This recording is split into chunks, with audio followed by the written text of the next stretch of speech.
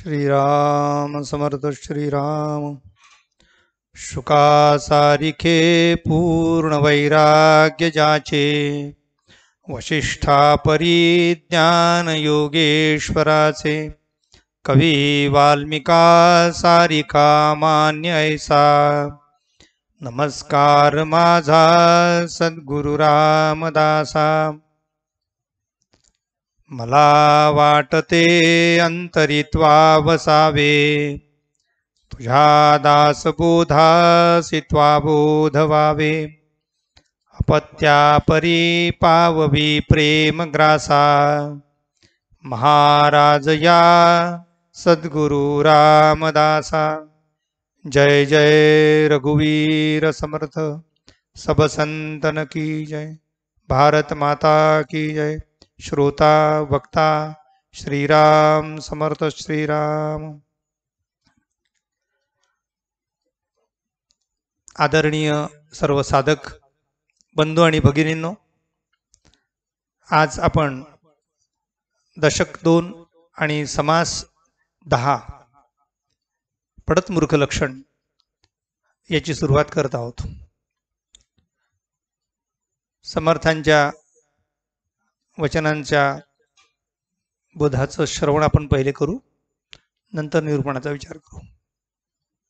श्रीराम समर्थ श्रीराम। मागा सांगितले लक्षणे मूर्खा अंगी चातुर्य बाणे आता परिसा शहाणे असून मूर्ख श्रीराम तया नाव पडत मूर्ख श्रोती न मानावे दुःख अवगुण त्यागिता सुख प्राप्त होये श्रीराम। माणसाच्या जीवनात काय हवं या प्रश्नाचं उत्तर आहे सुख। काय नको या प्रश्नाचं उत्तर आहे दुःख। म्हणजे दुःख नको आणि आम्हाला सुख पाहिजे असं जर हवं असेल तर समर्थ म्हणतात की मूर्खाची जशी लक्षणे आपण पाहिली तशी पडत मूर्खाची जी लक्षण आहे त्याचा विचार करावा आणि ते जर आपल्या अंगात असतील तर ते आवर्जून त्याचा त्याग करावा। त्यागेनेच त्याग जर केला तर सुख प्राप्त होईल। म्हणून समर्थांनी एक सुरुवातीला सांगितले मागा सांगितलेली लक्षणे मूर्खा अंगी चातुर्य बाणे। मूर्खाच्या अंगात चतुरता येते, पण जो मूर्खच नाही आहे, जो पडत मूर्ख आहे त्याचं काय होईल? समर्थ म्हणतात आता परिसा शहाणे, म्हणजे ते मुळात मूर्ख नाहीच आहे, शहाणे आहेत असून मूर्ख। म्हणजे शहाणे आहेत असं ते दाखवतात किंवा आहेत परंतु वागतात मूर्खासारखं। म्हणून त्यांना समर्थांनी पडलेला मूर्ख, पडलेला नाही पडलेला, शिक्षित मूर्ख असा समर्थ वापरतात, पडत मूर्ख। श्रोती न मानावे दुःख, का दुःख मानू नका तुम्ही? कारण अवगुण त्यागिता सुख प्राप्त होय।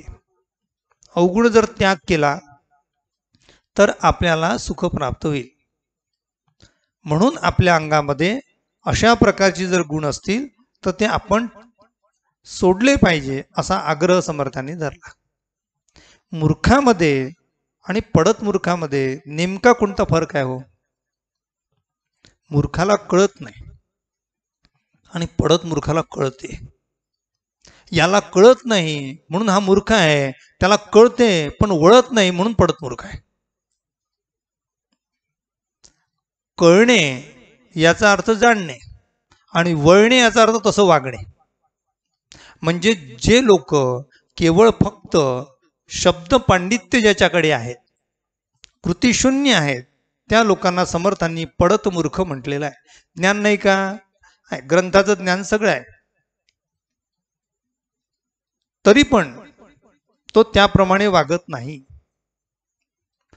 त्याच्याकडनं चूक घडली तर तो चूक झाली हे कबूल करत नाही, मी अशी चूक का केली याचं उत्तर तो देत राहतो.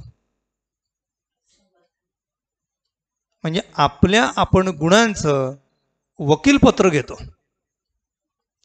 आपण आपल्या दुर्गुणांचं वकीलपत्र घेतो. माझ्याजवळ जे दुर्गुण आहेत ते दुर्गुण का आहेत याचं उत्तर, मी असा रागाने का बोललो, ते अवगुण आहेत ना, का बोललो याचं समर्थन करणे. रागाने बोलला, चूक झाली म्हणणं बाबा, सगळे प्रश्न मिटतील. पण नाही, मी असं रागाने का बोललो, तुम्ही तसे वागताच ना, आता काय करा. म्हणून समर्थांनी चूक मान्यच न करणारा जो आहे तो पडत मूर्ख आहे. आता तुम्ही दुसऱ्याचं परीक्षण करू नका बरं, कारण समर्थांनी फार काळजी घेतली आहे. समर्थ म्हणतात हे त्यागार्थ बोललेली आहे, दाखवण्यासाठी नाही आहे, त्याग करण्यासाठी आहे. आणि ते स्वतःचा त्याग, दुर्गुणाचा स्वतः त्याग करायचा आहे, दुसऱ्याचे दुर्गुण काढायच्या भानगडीत पडायचं नाही आहे. ते पण समर्थांनी पडत मूर्ख दिलेलं लक्षण दिलेलं आहे. दुसऱ्याचे दुर्गुण काढत बसण्यापेक्षा स्वतःचे दुर्गुण काढले की लोक दुर्गुणी नाही आहे ते आपल्याला कळू लागते. सगळा प्रश्न आहे आपल्यापासूनच सुरुवात आहे त्याची. एक लक्षात घ्या, मूर्खाच्या लक्षणाचा तोटा कोणता आहे. मूर्खाच्या लक्षण जर एखाद्याच्या अंगात असतील तर जर तो मूर्ख असेल तर त्याचं नुकसान तो स्वतः करतो. मूर्ख असेल तर त्याचं नुकसान तो स्वतः करतो, किंबहुना जर ज्या कुटुंबात राहील त्या कुटुंबाचं नुकसान करतो. पण पडत मूर्ख जर असेल तर तो स्वतःचं तो नुकसान करतोच, कुटुंबाचं करतोच, पण याच्याही पलीकडे समाजाचं नुकसान करतो. म्हणून मूर्खापेक्षा पडत मूर्ख जास्त घातक आहे.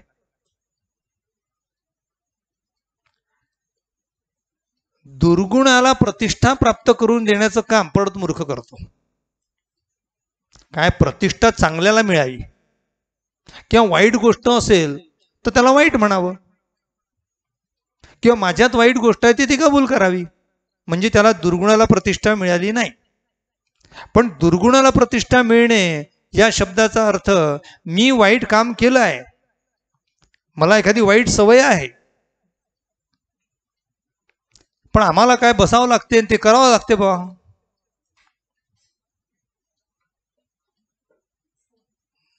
म्हणजे आमच्या बरोबरचे ते आता तुम्हाला चालत नाही म्हणून तुम्ही कोणाला काही नाव, हे चांगलं कसं आहे याचा वाद घालत बसतात ते.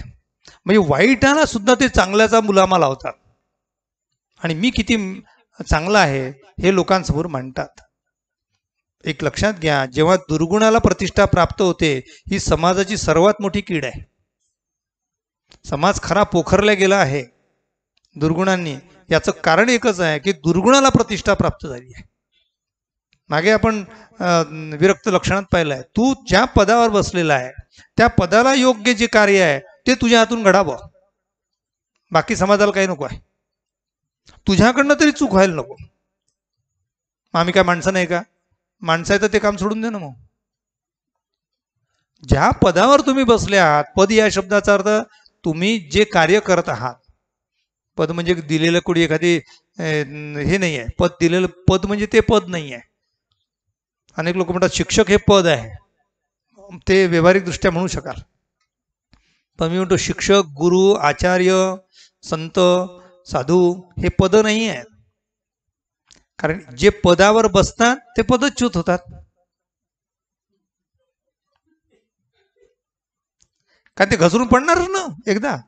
आता किती जरी आपण समजा आपण मी हू अँड टू केलं तरी शेवटी भगवंत तुमची जागा तुम्हाला एक दिवशी दाखवणारच आहे.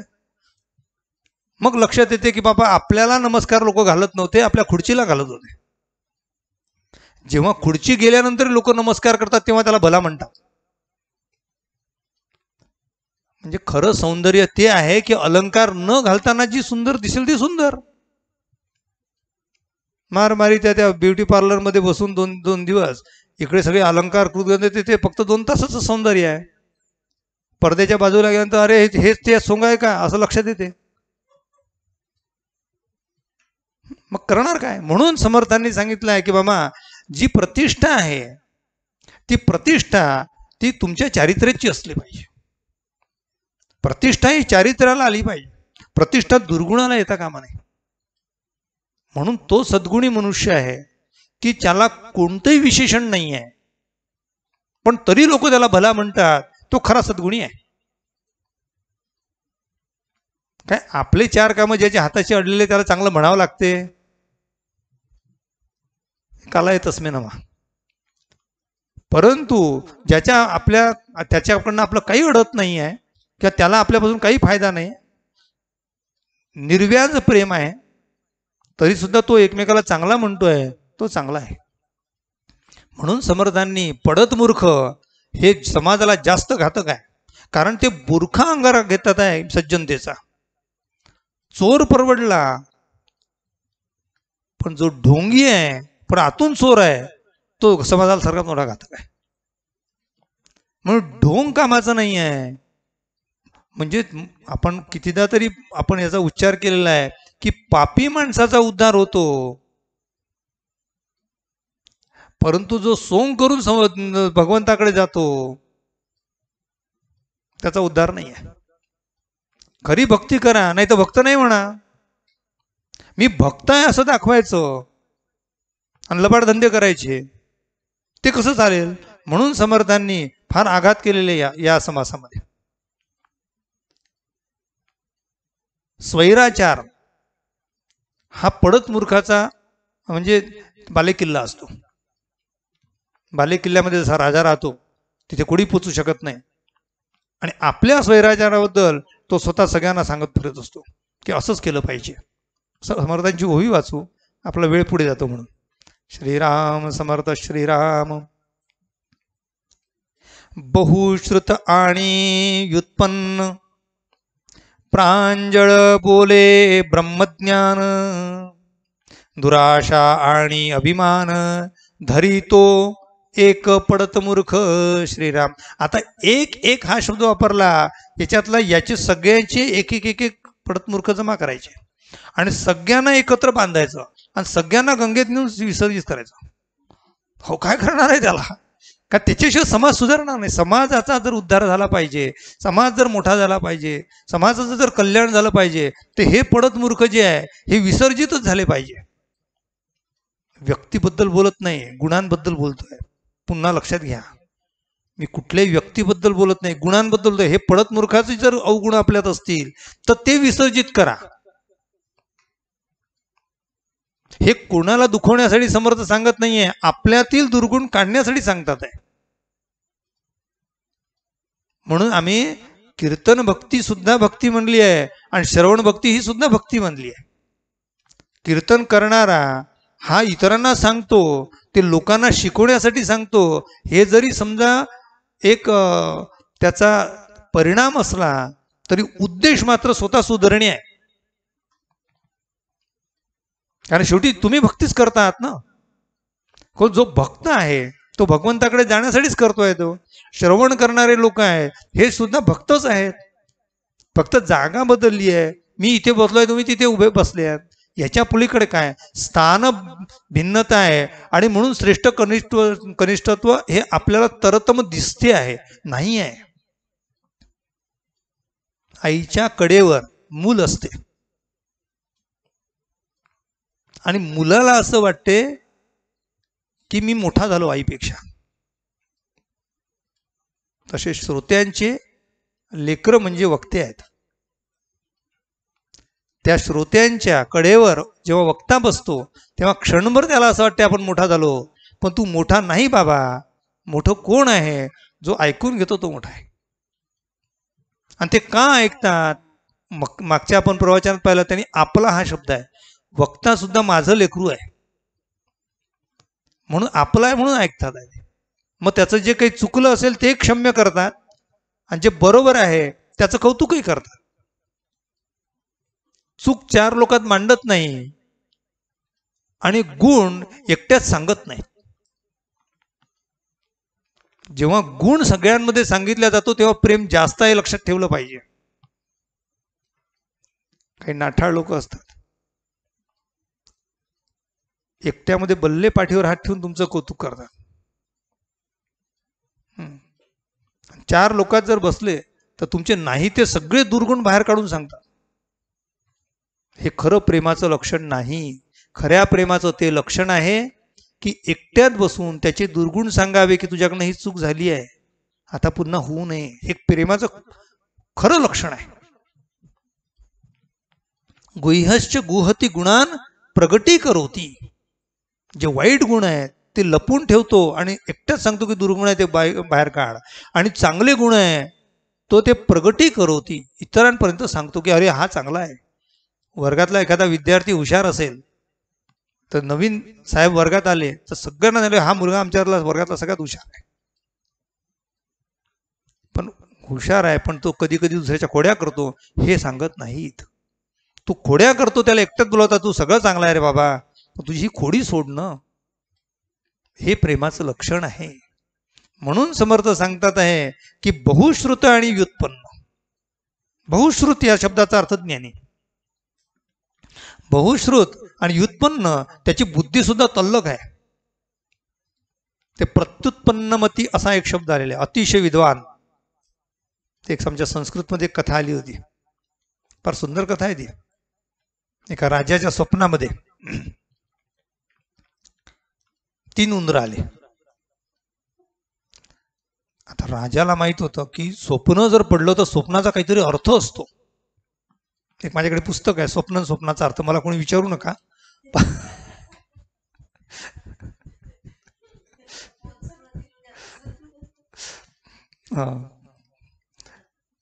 विचारू नका. याच्यासाठी सांगतो की स्वप्नाचे सुद्धा काही अर्थ असतात, ते कधी पडतात त्याच्यावर अर्थ आहे. सकाळी 4 ते सकाळी 6 वाजेपर्यंत पडलेले स्वप्न जे आहे ते खरे होतात असं म्हणतात.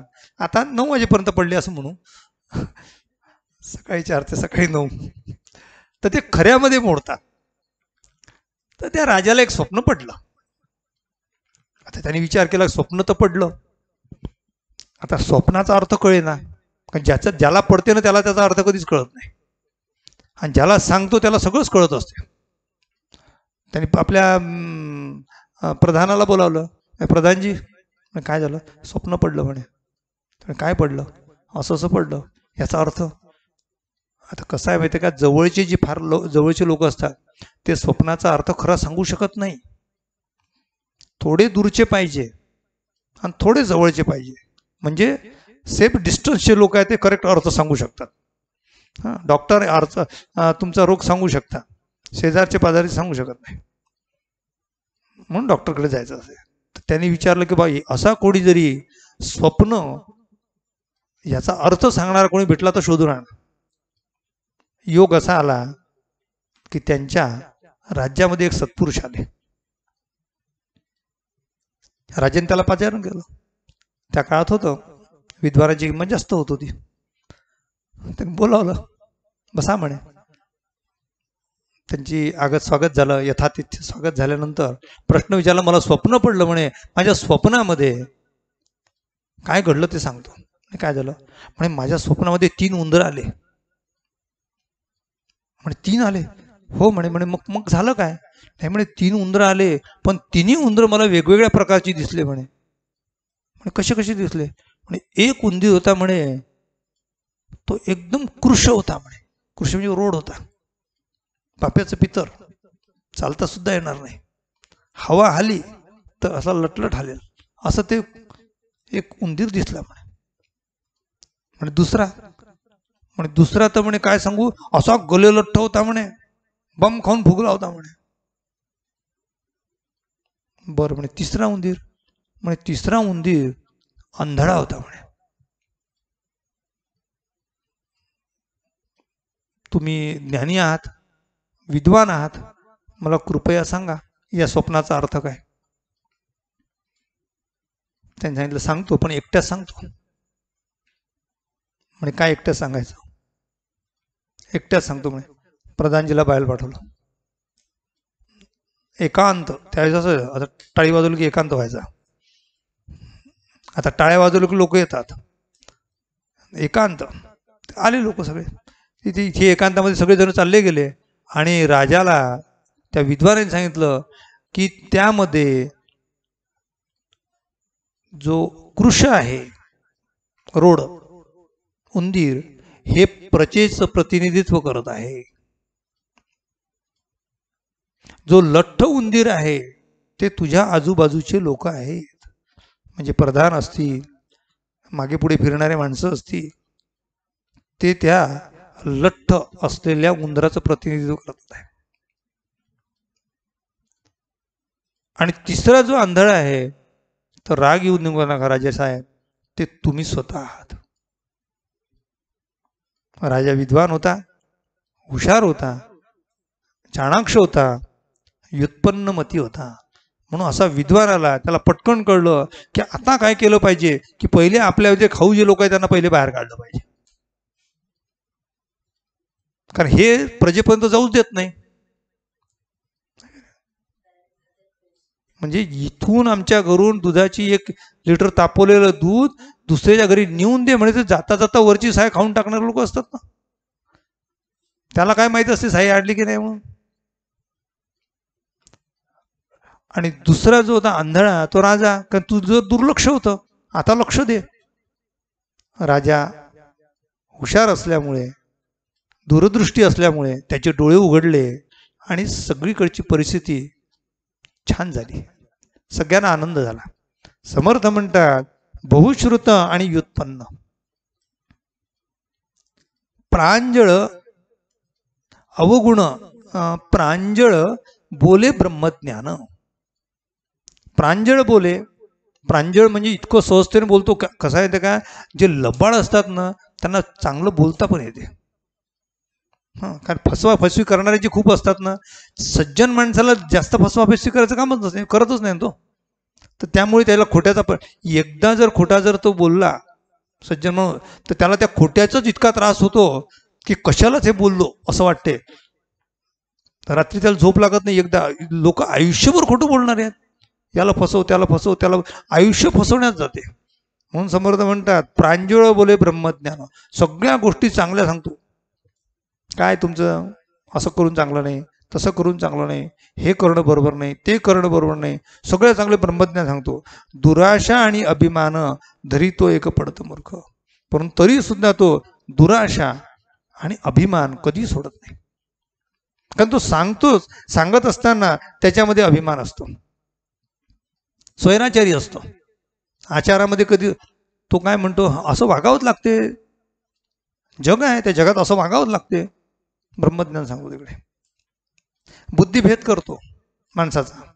चांगल्या गोष्टी एखाद्याच्या मनात असतील तर ते काढून घेतो आणि वाईट गोष्टी त्यात टाकतो. असं बुद्धिभेद करणारी माणसं खूपदा वाईटाचं नुकसान करण्यापेक्षा चांगल्याच नुकसान जास्त करतात. म्हणून समर्थ म्हणतात संत निंदा हे बुद्धिभेद करण्याच्यातून जास्त होते, कारण तो पडत मूर्ख आहे. आणि पडत मूर्ख मनुष्य काय करतो की चांगलं त्याला पाहत नाही. चांगलं तो बोलतो पण चांगलं पाहत नाही, चांगल्याची प्रगती त्याला सहन होत नाही, त्याला मागे ओढण्याचा प्रयत्न करतो. म्हणून समर्थ म्हणतात आहे की ऐक बाबा, मुक्त क्रिया प्रतिपादी. मुक्त क्रिया याचा अर्थ मी करेल ते बरोबर, सगळ्यांच्या कल्याणाचा विचार नाही, मी जे करेल ते बरोबर. मुक्त क्रिया प्रतिपादी. सगुण भक्ती उच्छेदी. सगुण भक्ती, सगुण गुणांची भक्ती जी आहे त्याचा उच्छेदन करतो. स्वधर्म आणि साधन निंदी तो एक पडत मूर्ख. आपले न ज्ञातेपणे सकळास शब्द ठेवणे, प्राणी मात्राचे पाहे उणे तो एक पडत मूर्ख. समर्थांनी पडत मूर्खाचं लक्षण पुन्हा सांगितलं की जो अनेकांचे अवगुण पाहतो, ज्यांना गुण दिसत नाही, समाजातील अवगुण दिसतात, तो पडत मूर्ख आहे. समाजातल्या लोकांचे गुण दिसतात, तो खऱ्या अर्थाने सत्पुरुष आहे, खऱ्या अर्थाने विरक्त आहे.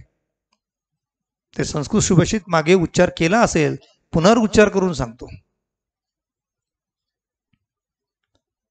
म्हणजे त्याच्यामध्ये म्हणजे सत्पुरुष आपल्याला दिसत नाहीये. हो, सत्पुरुषाला चांगले गुण दिसले पाहिजे. सत्पुरुष असेल तर चांगले गुण त्याला अनुभवता आले पाहिजे. योजकच तत्र दुर्लभ असा शब्द आहे त्याला. अमंत्रम अक्षरम नास्ती. असं जगात एकही अक्षर नाही की जे मंत्र नाही. अमंत्रम अक्षरम नास्ती, नास्ती मूलम अनौषधम. या जगात असं एकही झाड नाही किंवा त्या झाडाचं मूळ नाही की जे औषध होऊ शकत नाही. अयोग्य पुरुषो नास्ती, या जगात कोणी अयोग्य नाही. योजकच तत्र दुर्लभ, त्याची योग्य योजना करणारा योजकच कमी पडतो. म्हणून जगात वाईट काही नाही आहे, वाईट कोणी नाही आहे. चांगल्या गोष्टी त्याच्यात ज्या आहे त्या गोष्टी त्याच्याकडनं करून घ्या आणि जगाचं कल्याण करून घ्या. म्हणून तो श्लोक फार महत्वपूर्ण आहे. अमंत्रम अक्षरम नास्ती, नास्ती मूलम अनौषधम, अयोग्य पुरुषो नास्ती, योजकस्तत्र दुर्लभ. सकाळच शब्द ठेवणे याचा अर्थ याला वाईट म्हण, त्याला वाईट म्हण, त्याला वाईट म्हण, त्याला वाईट, सगळ्यांना दूषण ठेवतो तो. समर्थांचं एक वचन आहे, म्हणजे अनेकांशी जो भांडतो, समस्तासी भांडेल तोची करंटा. सगळ्यांशी भांडणं करणे. जो कोणाचाच प्रेमी नाही आहे किंवा कोणाचंच त्याच्यावर प्रेम नाही, त्याला चांगलं कसं म्हणावं? याचा अर्थ जग सगळं वाईट आहे असा अर्थ होईल का? नाही, जग चांगलंच आहे. जगात लोक चांगलेच आहेत. त्या चांगल्यातला चांगुलपणा शोधण्या इतका चांगुलपणा आमच्यात असला पाहिजे. म्हणून समर्थांनी प्राणी मात्राचे पाहे उणे असा शब्द वापरलाय. म्हणून सत्वगुणी माणसाने या गोष्टीचा विचार करावा आणि आपल्यामध्ये असे जर एखादा दुसरा दुर्गुण असेल तो त्यागावा. आजचा काळ म्हणजे कलियुग. हा कलियुग सत्वगुणी माणसासाठी फार कठीणच काळ आहे. चांगल्या माणसाला, सरळ माणसाला जास्त त्रास आहे. जंगलामधलं सरळ सागाचं लाकूड असेल त्याची छाट पहिले होते, कारण ते उपयोगी जास्त पडते. म्हणून चांगल्याची छाट पहिले होते कारण त्याचा उपयोग जास्त होतो. परंतु चांगल्या माणसाने आपली छाट झाली तरी हरकत नाही, पण ते चांगल्यासाठी झाली पाहिजे याची आपण काळजी घेतली पाहिजे. आणि त्यासाठी ते चातुर्य आमच्यामध्ये असले पाहिजे, ते विरक्ताची लक्षणे आमच्यामध्ये असली पाहिजे आणि मूर्खाची आणि पडत मूर्खाची लक्षणे आमच्यामध्ये नसली पाहिजे असं समर्थ आपल्याला सांगतात. आपल्या सर्वांच्या हृदयस्थ असलेल्या परमेश्वराला अभिवादन करतो आणि आजची प्रवचन सेवा इथे संपन्न करतो. जय जय रघुवीर समर्थ. उपासनेला दृढ चालवावे, भूदेव संतासी सदा नमावे. सत्कर्मयोगे वय घालवावे, सर्वामुखी मंगल बोलवावे. जय जय रघुवीर समर्थ. श्रोता वक्ता श्रीराम समर्थ श्रीराम. सर्व उपस्थित साधकांना अजून एक प्रार्थना. मुद्दामून 1 मिनिटाचा वेळ जास्तीचा घेतलेला आहे की आपल्या या प्रवचन मालिकेला जवळपास 2 महिने होत आहेत. म्हणजे 60 प्रवचनं आपण श्रवण केली आहेत आणि भगवंतांनी माझ्याकडनं ते बोलवून घेतली आहेत. आपल्या सर्व साधकांच्या, सर्व श्रोत्यांच्या अंतःकरणामध्ये वास करणारा जो परमेश्वर आहे त्या परमेश्वराला प्रार्थना करतो की ही उपासना तुमची आणि माझी ही अखंड चालू दे. समर्थांचा दासबोध समर्थांनी आम्हाला सांगावा अशी आपण सर्वजण त्या समर्थांच्या चरणी प्रार्थना करू. आणि दुसरी आनंदाची गोष्ट अशी की या समर्थांच्या चॅनलचं नाव द गोल्डन इंक आहे, ज्याला आपण दासबोध निरूपण ग्रुप म्हणतो. त्या दासबोध निरूपणाच्या चॅनलचं नाव द गोल्डन इंक असं आहे. तुम्ही सर्वांनी म्हणजे प्रत्येकाने ते चॅनल सबस्क्राईब केलंय असं गृहीत धरतो, कारण या चॅनलवर असलेले सबस्क्राईबची संख्या पाहिली तर ती 1800 अधिक झाली आहे आणि आपल्या ग्रुपवर 1800 पेक्षा म्हणजे जवळपास 1800 संख्या आपली आहे. सांगण्याचं यासाठीच तात्पर्य आहे की जर तुमच्यापैकी कोणी जर सबस्क्राईब करायचं राहिलं असेल तर ते सबस्क्राईब करा. याचे 2 कारणं. एक कारण असं की मी केलं आहे, क्रिया करून करवावी बहुता करवी. सगळ्या लोकांना ती गोष्ट चांगली गेली पाहिजे, आपला समाज चांगला झाला पाहिजे, आपले आजूबाजूचे लोक चांगले झाले पाहिजे, हे सत्कृत्य माझ्याकडनं घडलं पाहिजे. माझ्याजवळची जी लिंक आहे ती लिंक दुसऱ्याला जर मी पाठवली तर त्याला सुद्धा हा समर्थांचा बोध ऐकायला मिळेल. त्याचं पुण्य त्याला तर मिळेलच, पण पाठवणार आहे त्याचं सुद्धा पुण्य भगवंत आपल्या वाट्याला देईल. मी आपल्या सर्वांना प्रार्थना करतो, अतिशय मनापासून प्रार्थना करतो की परत हा काळ परत यायचा नाही. एक कालचं प्रवचन झालं, तो पुन्हा कुठे काळ येणार, पुन्हा येणार नाही. म्हणून काळ जातो क्षणाक्षणा, मूळ येईल मरणा, या वचनाप्रमाणे आपले सुद्धा दिवस एक एक एक एक कमी होतात आहे. म्हणून जे करणे असेल ते आजच करा. आमचे संत कबीर म्हणतात, कल करे सो आज कर, आज करे सो अब, वक्त बीता जा रहा है फिर करेगा कब. म्हणून या सत्कार्यासाठी आपल्या सर्वांच्या सहकार्याची गरज आहे. भगवंत तर आपल्या करंगळीने गोवर्धन उचलतोच, सगळं करणारे भगवंतच आहे, हे सत्य आहे. परंतु गोपाळांनी सुद्धा आपापल्या काठ्या लावल्या आणि त्याचं समाधान त्याला मिळालं. जशी मी एक काठी लावली आहे तशी आपल्या सुद्धा सहकार्याच्या काठीची आपल्याला प्रार्थना करतो. आणि या गोल्डन इंकला, द गोल्डन इंकला आपण सबस्क्राईब करा आणि इतरांना करण्यासाठी प्रवृत्त करा, अशी प्रार्थना करतो. जय जय रघुवीर समर्थ.